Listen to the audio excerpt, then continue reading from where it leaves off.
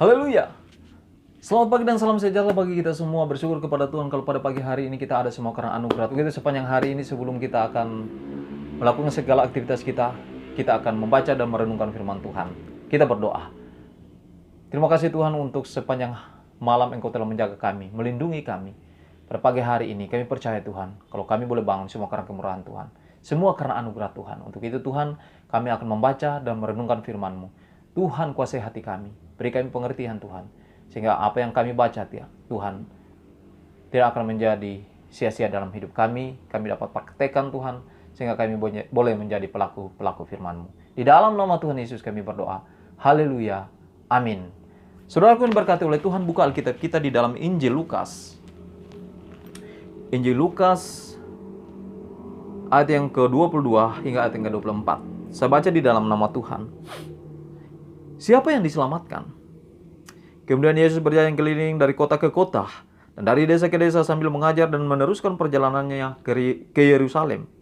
Dan ada seorang yang berkata kepadanya, "Tuhan, sedikit saja kau orang yang diselamatkan?" Jawab Yesus kepada orang-orang di situ, "Berjuanglah untuk masuk melalui pintu yang sesak itu, sebab aku berkata kepadamu, banyak orang yang berusaha untuk masuk, tetapi tidak akan dapat."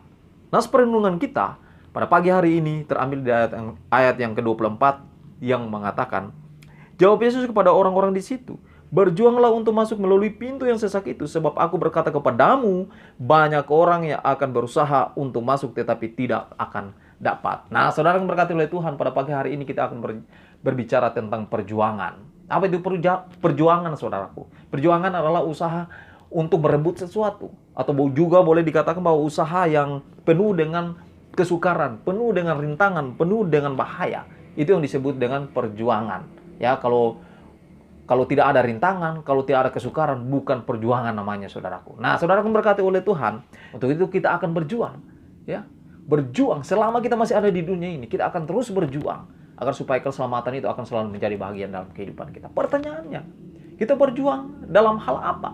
Ya, saudara berkati oleh Tuhan, pada pagi hari ini saya mau katakan, kita akan berjuang akan hal-hal yang tidak kelihatan di dalam kehidupan kita. Ya, pertanyaannya, kok mengapa kita harus berjuang akan hal-hal yang tidak kelihatan? Jawabannya, saudara berkati oleh Tuhan, karena memang hal-hal yang tidak kelihatan itu akan sulit kita taklukkan. Benar? Akan sulit kita untuk menaklukkan hal-hal yang tidak kelihatan. Contohnya virus corona. Virus corona tidak kelihatan, makanya dia sulit untuk ditaklukkan. Seandainya dia kelihatan, maka kita akan tangkap dia, kita akan ikat dia, saudaraku, baru kita buang atau kita bakar, saudara. Ya, tetapi karena dia tidak kelihatan, maka kita sulit untuk menaklukkannya. Nah, saudara yang berkati oleh Tuhan, demikian pula ada hal-hal yang di dalam kehidupan kita yang tidak kelihatan, yang sangat sulit kita taklukkan, saudaraku. Sehingga kita harus butuh perjuangan untuk menaklukkan. Hal-hal apa yang tidak kelihatan yang kita harus taklukkan, yang kita butuh perjuangan untuk menaklukkan? Yang pertama adalah yaitu hati kita. Ya. Hati kita tidak ada yang tahu. Saudara tidak tahu hati saya tidak tahu hati saudara. Ya. Kalau sakit hati sudah terlalu parah, atau kalau hati kita sudah rusak, saudaraku, maka apa yang terjadi? Maka kita akan sulit memaafkan. Ya kan? Sulit untuk memaafkan, sulit untuk mengampuni. Sedangkan perintah firman Tuhan, kita harus mengampuni. Kita harus memaafkan satu sama lain, bukan? Tetapi ketika hati kita sudah sakit, ya, hal untuk memaafkan, hal untuk mengampuni itu tidak ada dalam hidup kita. Sehingga kita banyak dengar ada istri bunuh suami, suami bunuh istri, ya kan? Atau pembantu bunuh majikan. Kenapa? Ketika ditanya, karena hati saya terlalu sakit. Ya.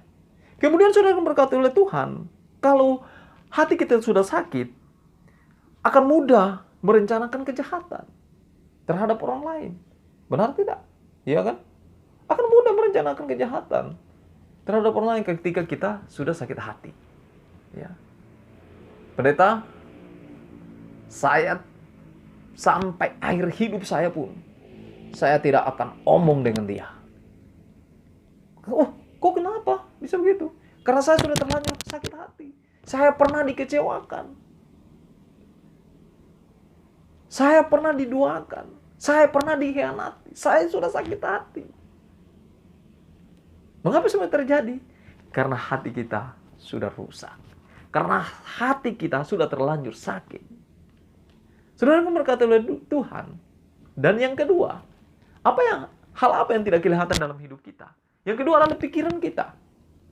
Siapa yang bisa membaca pikiran saya? Enggak ada, saudara. Ya, saudara tidak mengetahui apa yang saya pikirkan. Dan apa yang saudara pikirkan, saya pun tidak mengetahui. Sehingga saudara berkata oleh Tuhan, ketika pikiran kita sakit, saudaraku, maka kita tidak punya perhitungan dalam bertindak. Benar atau tidak? Ya kan? Orang yang kalau pikirannya sudah sakit, dia tidak akan pernah punya perhitungan di dalam melakukan tindakan-tindakan. Ya. Yang penting dia rasa bisa, yang penting dia rasa bahagia, maka dia akan lakukan. Walaupun itu pada akhirnya dia melakukan dosa-dosa. Karena kenapa? Karena pikirannya sudah sakit. Ya. Pikirannya sudah tidak normal, saudaraku. Ya. Yang kedua adalah ketika pikiran kita sakit, maka kita akan menghalalkan segala cara. Ya. Kita akan menghalalkan segala cara. Kita tidak akan pernah berpikir, wah, ini teman saya. Ya kan? Ketika pikiran kita sakit, wah, walaupun teman sikat, ya, walaupun saudara sikat, walaupun satu darah sikat dia, jatuhkan dia. Ya kan?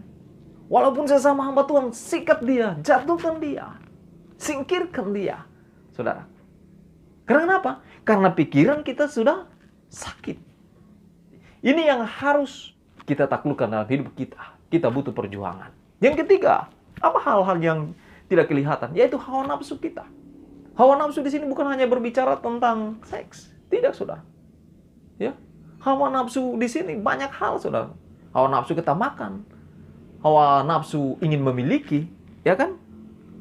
Orang kalau tidak bisa lagi mengendalikan hawa nafsunya, saudaraku, apa saja yang diperbuatnya, dia menganggap bahwa yang dia lakukan itu adalah benar. Kita akan berpikir, wah, korupsi walaupun sedikit-sedikit nggak apa-apa, biasa itu, ya kan?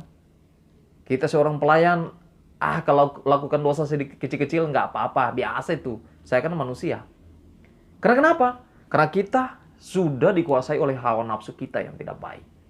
Tuhan Yesus katakan, berjuanglah untuk masuk di dalam kerajaan Allah. Ketika kita bisa melewati semuanya itu, hal-hal yang tidak bisa kita lihat itu, saudaraku, yakin dan percaya, kita akan disediakan mahkota yang terindah. Mahkota yang Tuhan telah sediakan bagi kita. Dan kita bisa masuk di dalam kerajaan surga. Selamat pagi. Salam sejahtera bagi kita semua. Dan Tuhan Yesus memberkati kita. Haleluya. Amin. Kita berdoa. Terima kasih Tuhan. Pagi ini kami telah membaca, merenungkan firman-Mu. Biarlah Engkau akan terus berbicara di dalam hati dan pemikiran kami, Tuhan. Sehingga apa yang telah kami dengarkan akan menjadi kekuatan bagi kami.